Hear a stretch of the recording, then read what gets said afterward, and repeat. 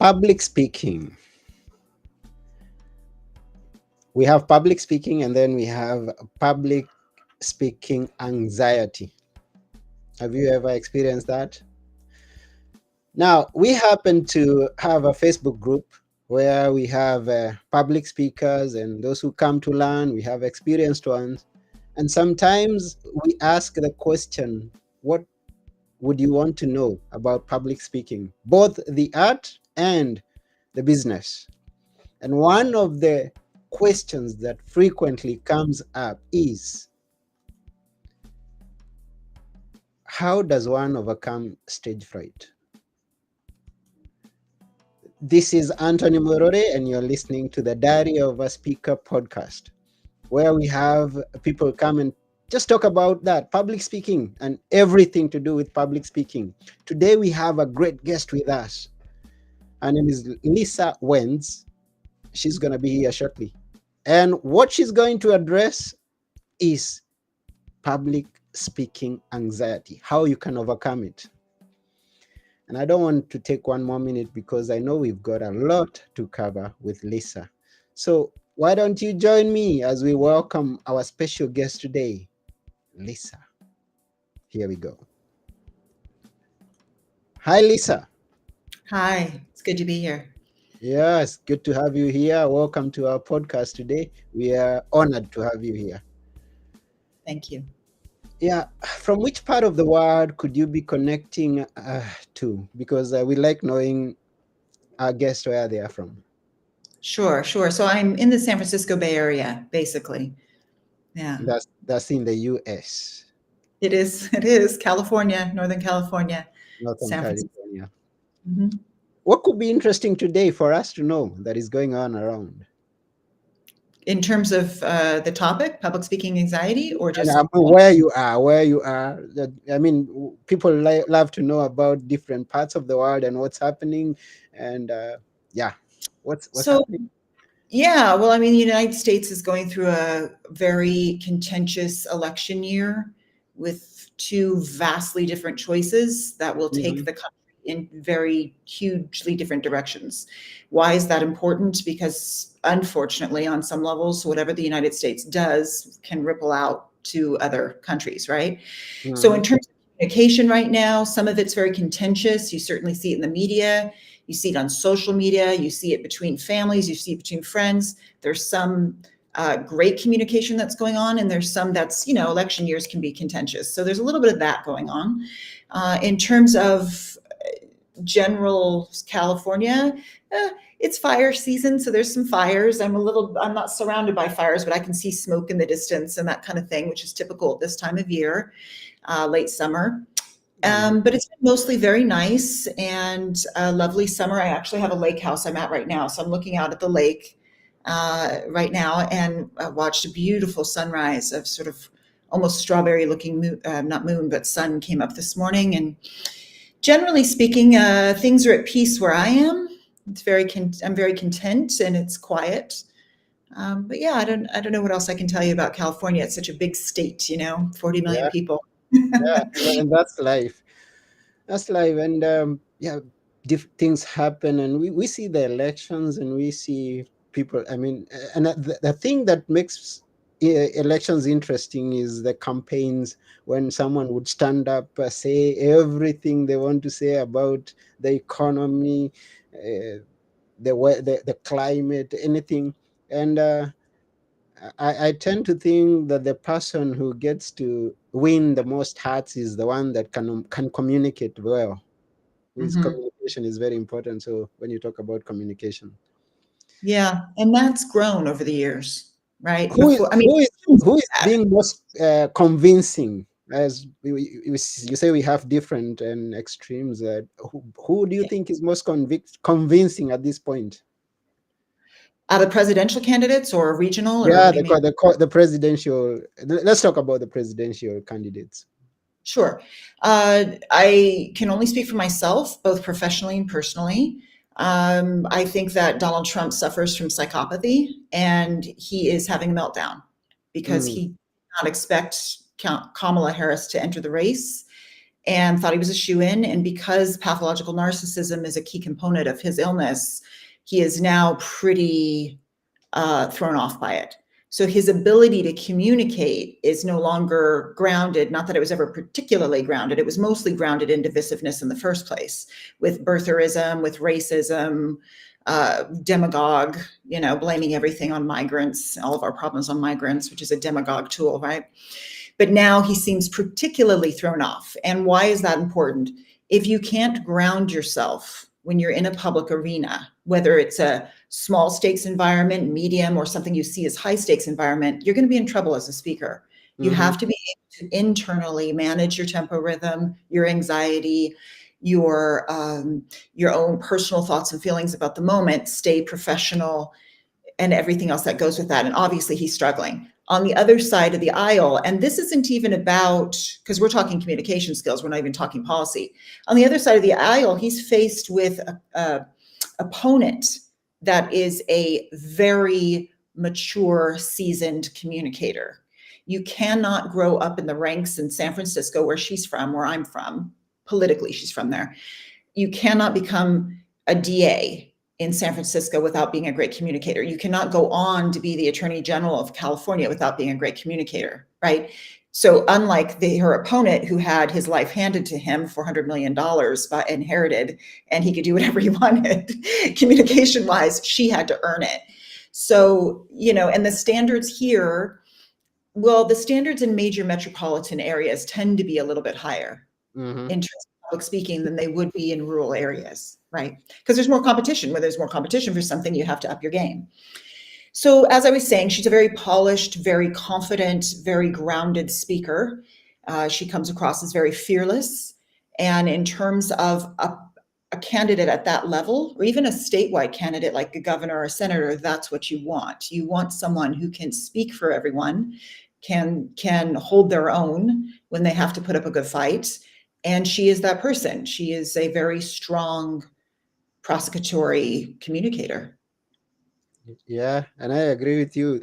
There are some levels in life, not only in politics, but also in business, in education. There are some levels that you can never get to unless you're a good communicator. And this is why we talk about this. And a good communicator has higher advantage than someone who cannot communicate very well. Wow, thank you for sharing that. And maybe can we know what it, because someone has just could have just popped in and found us talking, what is it that you do, and is this what you've done from when you came into the public arena? Oh, thank you for asking. So I'll take the second part of the question first. My career started as a stage actress. So I was working in theaters, on stage, a little bit of film and television, but not a lot. And that lasted until I was about 30, 31, something like that. And from there, I lost my love for being a performer and started teaching. I had already achieved a pedagogical degree at that point. So I had teacher certification in Alexander Technique, which is taught in drama conservatories, music conservatories, and some other places. So I was already teaching when I decided to give up my career as an actress and move into full-time teaching. From there, I went to the Central School of Speech and Drama, University of London, to get a voice and speech master's degree, voice and speech pedagogy. So again, another teaching credential. And while I was living in London, I switched my focus from working with actors to working with business professionals. I did my thesis on voice, speech, and body language in the courtroom, how it affects juries, and et cetera, and came back to the United States in 2009 and opened up a center for communication skills, voice and speech training. And since then, I've been working full-time coaching. So now going into what I do now, most of the people I see are one-on-one clients. They find me, I develop a program for them, specifically for their needs, their industry, their own personal, I hate to say baggage, but whatever they're bringing in the room, lack of a better word. And sometimes I work with group environments, but they're usually small, and it's usually when a corporation has hired me to come in and do some training. But in terms of industry, I work with folks from all over. I've worked with politicians, with doctors and scientists, with certainly people in law, lawyers, trial lawyers, a lot of CEO founders, C-levels. In the Bay Area, there's a lot of startups, there's a lot of companies. So there are many people, and also from all over the world. I think the last time somebody asked me to count, I had worked with founders from 37 countries. Yeah, so, and which is really keeps things interesting for me, you know. I Yeah. get to learn a lot in my profession. Whenever I'm coaching a scientist, I think, Mike, I would have never known this. You know, never had this information if this person hadn't come into my office or whatever. So, yeah. And I Yeah, can you get love it. into the work in terms of how we deal with anxiety, whether it's extreme anxiety or just a little anxiety and so on. But that's a general overview of what I do and who I work with. That's wonderful. You've got quite something going on there. And as when I was beginning, I talked of the issue that this is being encountered by every other speaker. Public speaking anxiety. Some people would say stage fright, as I said in the beginning. And we hear this quote over and over again, and I know you've come across it, that is better to be someone who reads an eulogy.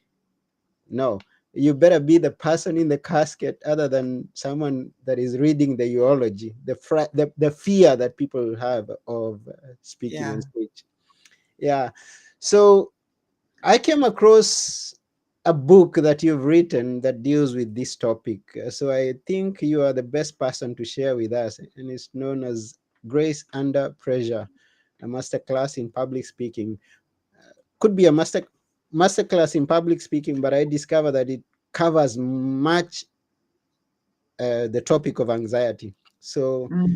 it, just tell us how to go about this breaking free from public speaking anxiety, and anything else that you'd like us to know in this area. Sure, sure. Yeah. So the first step is to look at the root cause of it. Now, when we Mhm. talk about stage fright, my definition of stage fright, and I think it's a common one, is when two things get coupled together. One is the fear of judgment and the expectation of perfection, both of which are internal. So when we fear we're going to be judged by the audience and we're expecting ourselves to be perfect, that combination creates anxiety. The physiological response is usually we tighten in the neck, we don't breathe as well, we're not getting enough oxygen flow into the bloodstream, into the brain. And this adrenaline rush causes us to then feel as if we can't control ourselves, our pacing, our movements, our breathing. The truth is we can. We have, as human beings, the ability to control quite a lot of our physiological responses. But in the moments that it creeps up on us, it feels like we can't. It feels like we're being taken over by it. And all of this creates anxiety or is part of anxiety. So if you can pinpoint the root cause of your specific anxiety, now, like I just said, most of the time it is those two things. We somehow expect we're going to be perfect at something, and we feel vulnerable when we're standing up in front of people, whether it's on a Zoom or whether it's in person. We feel, oh, all the eyes are on me now. Now I feel pressured. What are they thinking? Are they judging me? And I'm going to judge myself or whatever, right? And we go down these rabbit holes. But I think that's a basic component. But the deeper components, sometimes they exist and we have to look at them. In the beginning of the book, the entire first third of the book I wrote are all client stories that I have completely covered their identities. You will never know who these people are, but they are clients of mine that came in with something that caused anxiety in the first place. And Mhm. sometimes it's could be bullying in school. And one example I have in there is somebody who was very bullied in school by his professors. And he left his prep school feeling as if he was stupid and incompetent. And so every time he had to stand up and speak in front of people, those feelings would come in just like they came in when he was in college and was criticized a lot, right? So his root cause is different from maybe my root cause or your root cause, but ultimately you can't get it over any of this unless you identify what it is that's bothering you. I've also worked with people who've had very severe traumas that have created an inner critic or possibly imposter syndrome. And again, you have to unravel it. There's no way that I've seen that you can get over or past the type of anxiety that we're referring to here if you try to compartmentalize yourself, that's a survival technique when you're going through trauma or when you're having a hard time in life. You push your feelings to the side because you still have to pay the rent and the bills and the mortgage and you have to deal with life, right? Mhm. But when it comes to this, if you've put something to the side that is compromising your sense of value, self-worth, your ability to stand up and speak and be heard and valued yourself, what's going to happen is that you think you're okay, but then as soon as you put yourself in that situation, your subconscious is going to force you to deal with it. So it's better to deal with it behind the scenes with a coach or through working on workbooks or going to Toastmasters or whatever it is that's right for you, so that you don't step up in front of the investors and all of a sudden feel, oh, there's that nagging feeling and I don't know how to control it, or at a conference or wherever you might be. I'm really talking a lot. Do you want to cut me off at some point? You can. No, keep going, because you're sharing some important things, and I know someone who could be listening could be just gaining a lot from that. Now, the question or the idea that I am getting here is that we have people who are just beginning into this field of public speaking, or someone has been wanting to be a public speaker, but he's never got to that first time that they stand up to speak because they fear they're going to be judged, they're going to be fall down on the stage. And what I get from what you've explained is that it's not something that is going to come at once, that I wake up tomorrow, stand on stage, and I am confident I don't have stage fright. Uh, Mm. Is that true? I think it depends on the person and how far along they are. So I know that you were saying maybe in the beginning, but one of the common misconceptions that I run into is that people think, well, I've had this issue and this fear for so long, it's going to take me many, many months to overcome it, even with a coach, a strong coach. That is not true. Mm-hmm. Once you really look at it head on and you're able to unravel the effects of what I had said before, the things that maybe are negative impacts on your life. When you can unravel that, it can be done in one day. And I've done that several times and helped people move the needle quickly. I don't ever teach programs that are more than 6 sessions.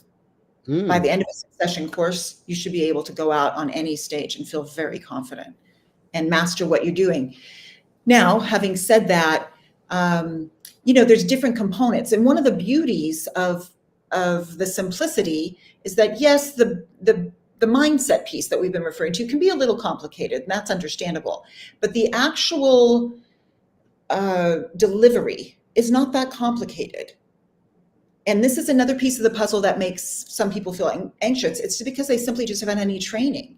If you were going to do anything in life and you don't have any training, imagine getting in a car and all of a sudden you're trying to drive a stick shift. No one's ever taught you how to do it.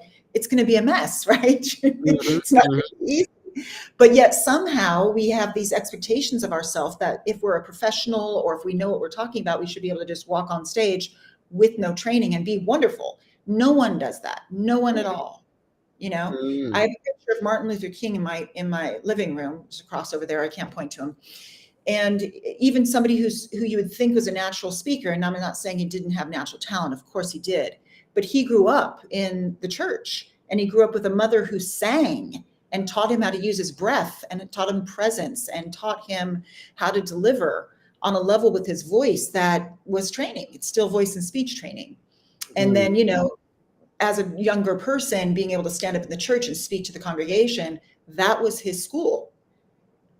It's not like he just woke up one day and was a civil rights leader and could speak beautifully, Yeah. So everybody needs some training, even the people we think of as being extremely naturally talented. So, but I want to get back to the tactical thing here. When you I'll give you an example of what I mean by having some training. Let's say you've written out a talk that you're going to give, or you've bullet pointed a talk. A lot of people who don't have any training or lack training, they'll look at it and they'll think, okay, I really want to dazzle the audience. I really want them engaged. And I'm just going to wing this and see how it goes, right? That doesn't really work that way. Again, it's like trying to drive the car without training or trying to bake a cake without knowing how to do it.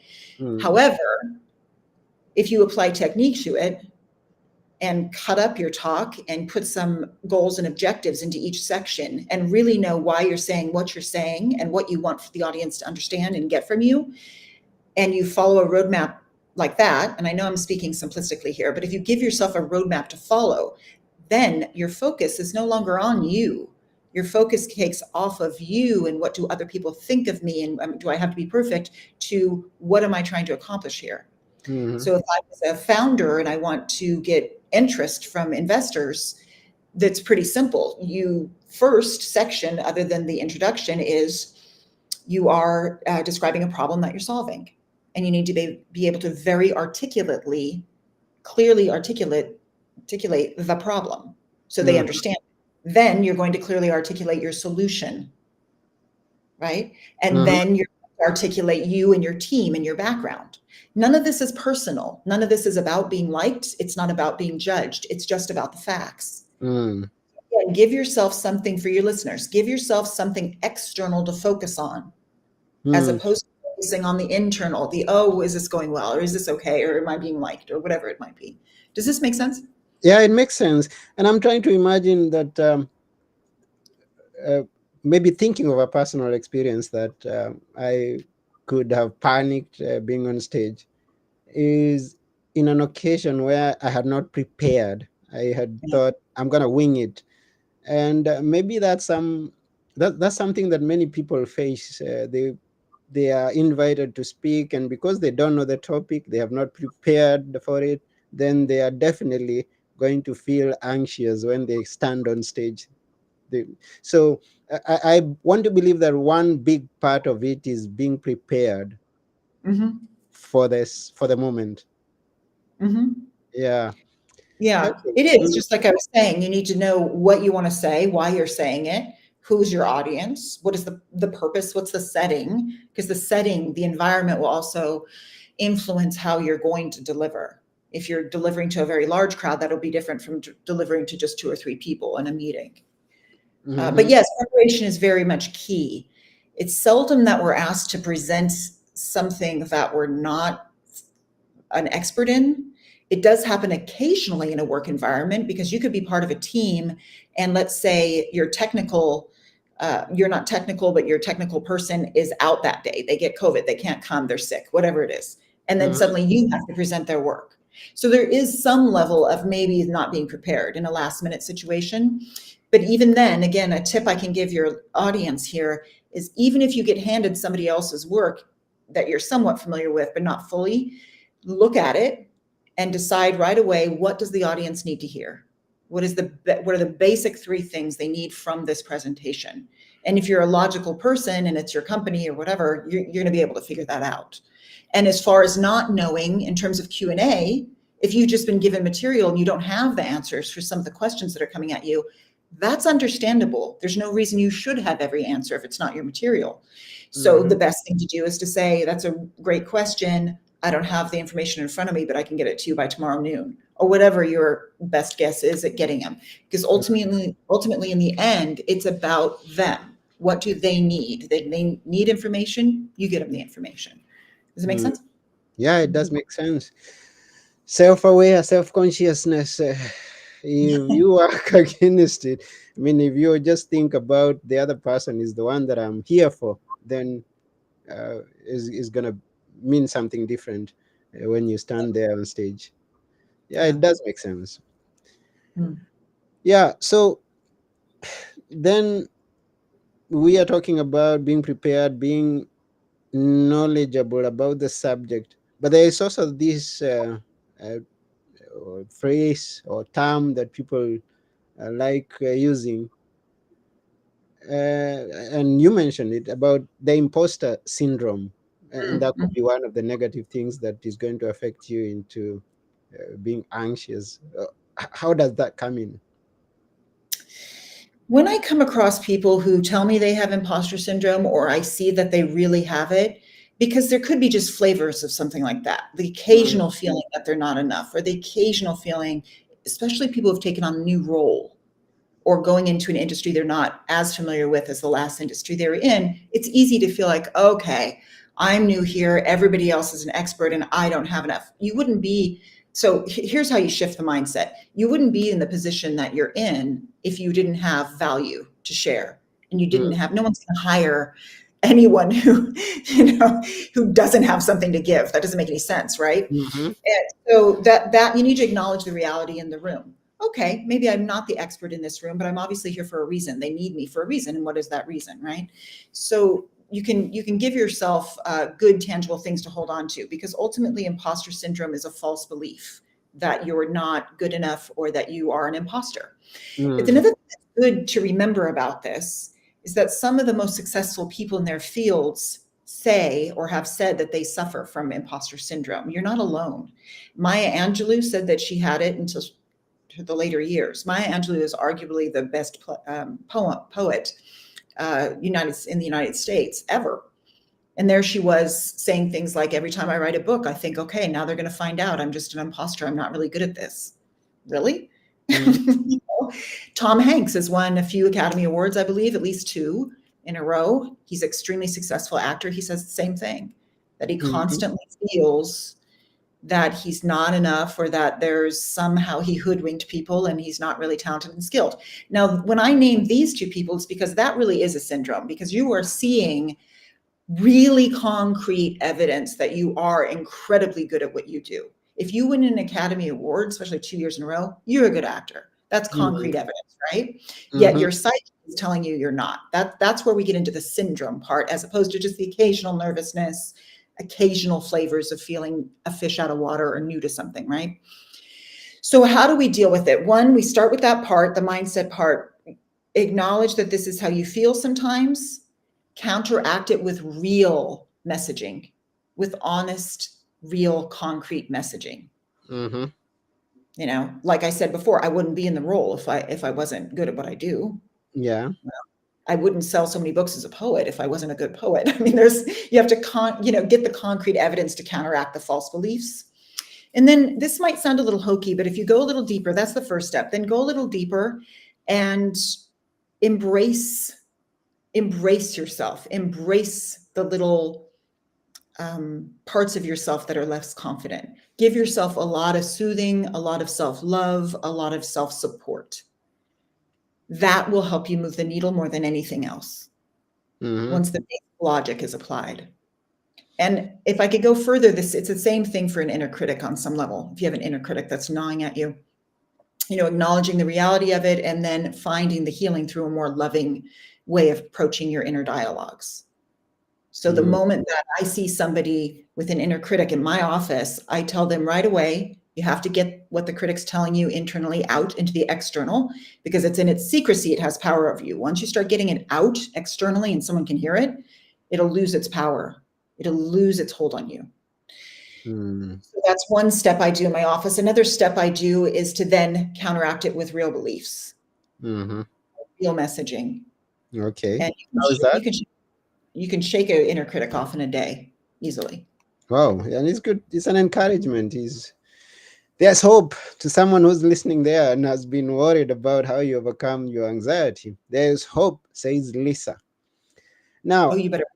Yeah, let me ask you, do you have some personal experiences where this has happened to you, even way back when you were just starting? And how did you experience it? How did you come out of it at that point? Maybe not exactly how you know it right now. Yeah. I haven't really experienced a lot of stage fright in my life. The first time I stood up and spoke in front of an audience, I was 16, and it was easy and I felt fine with it. When I was an actor, at some point when I was an actor, you always get a little bit nervous, and there were times where I wish I didn't have any nervous energy, but it is almost part of the situation. If you're on stage and you're hearing the audience coming in and you've got your fellow actors there and you've got so much responsibility in those moments, because it's not just you, right? If you go up and give a speech and you fail, okay, you give a speech, it was a bad speech. But if you don't do well on stage with a whole cast and crew, if you make some really major flub up, that it's going to ripple out and affect the others on stage, right? So for me, that was a lot more pressure than public speaking. And I remember this one Shakespeare play I was doing with an all-female cast, and it was a Shakespeare in the Park traveling around different parts of Northern California. That was probably the worst stage fright I had. And I'm not even sure why it was. I think there was could be that there was a part of me that didn't feel I was right for the part, that I wasn't a good casting choice for the part, even though the audience liked me. Again, that shows you how the mind can play tricks on you. But I remember sitting backstage on the grass, because it was always in the parks, about 5 minutes to curtain every show, thinking, I'm never doing this to myself again. This is horrible. I don't want this much anxiety. And then we'd start and I would be fine. But Mhm, it was like that. And I look back on it now and I laugh because it is kind of funny, you know? mhm, mhm, So I did have that anxiety. I don't typically in public speaking situations. I had a couple of situations that didn't feel good to me though, and I do want to pass on why. I was asked to speak at a rally, and what I learned from that, as I was speaking, it felt okay, but it didn't feel great. And when I walked away and I watched the video and I thought, you know what? It's not really where I'm meant to communicate.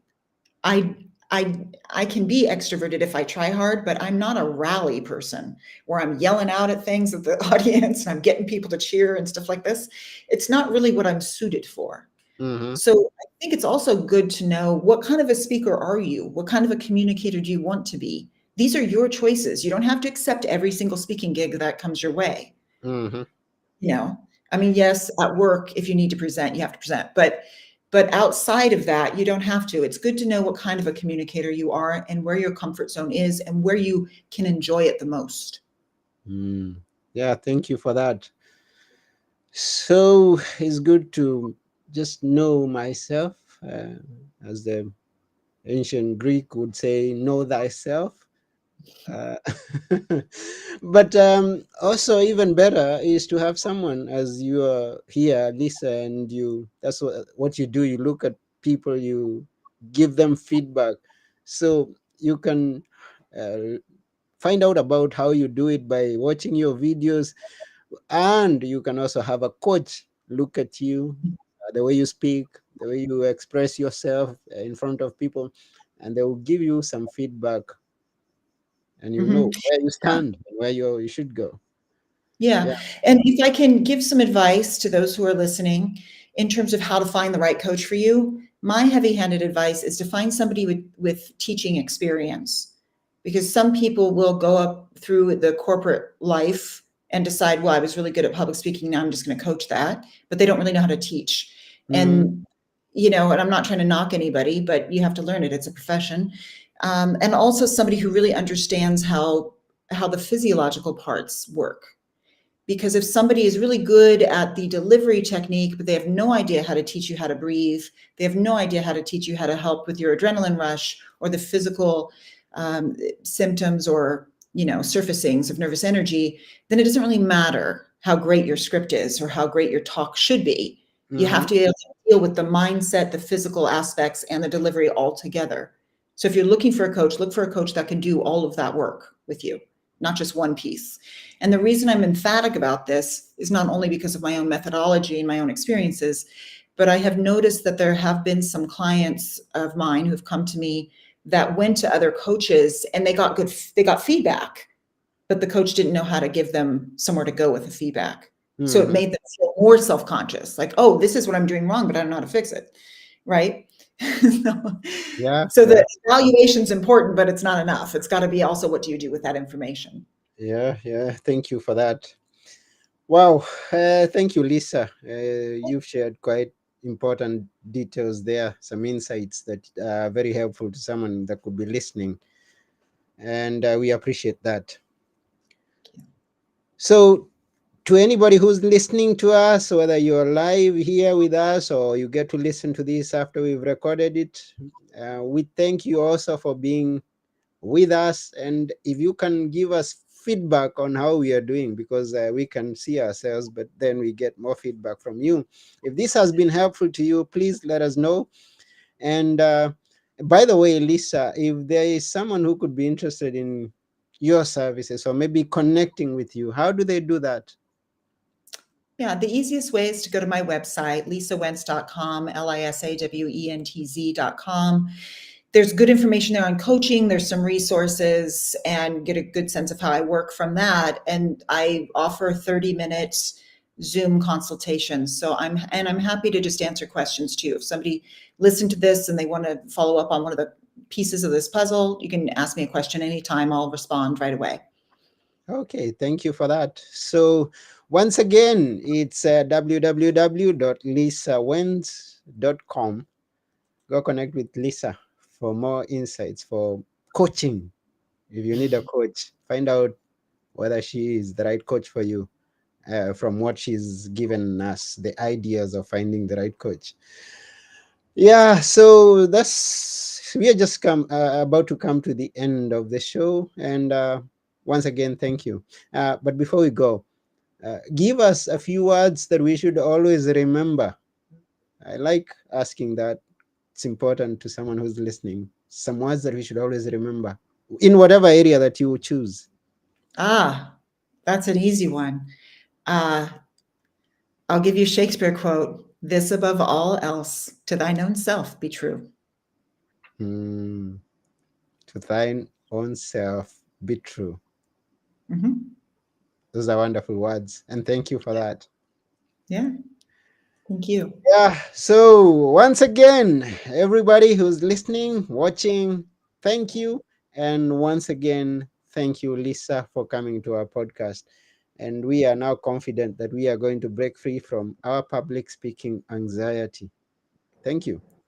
Thank you for having me. Yeah, so this has been a Diary of a Speaker podcast. I've been your host, Anthony Morore, and together with our special guest today, Lisa Wentz, we are saying bye for now. Keep on speaking. Bye.